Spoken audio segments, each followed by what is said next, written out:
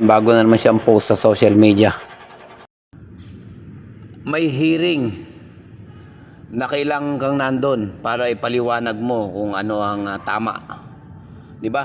Kung wala kang tinatagong kasalanan o wala kang ninakaw, putang humarap ka sa hearing, sampalin mo sila ng katotohanan, 'di ba? Para ipakita mo na malinis kang tao.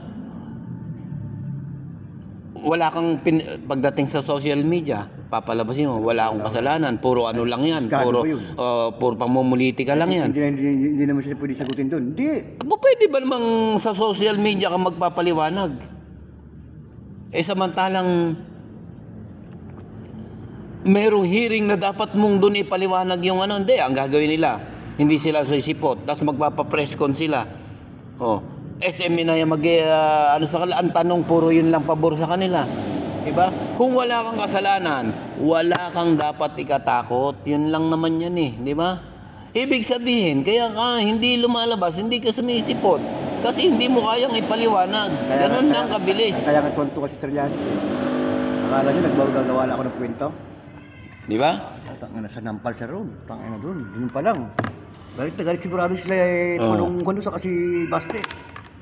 Ngayon, may mga sinasabi silang ganun na yan daw pamumulitika lang dahil si Sara kakandidato ng natatakot sila, etc.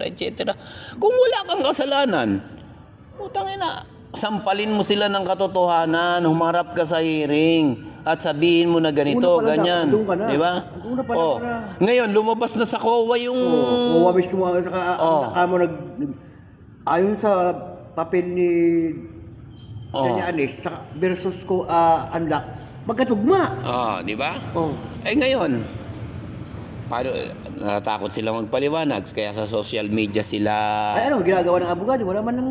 Labing-anim. Nasaan? Ano naman anim? Hindi, baka gagawin dancer na lang yung iba. Di ba? Hindi siguro nakasagot. Siguro doon hindi nakasagot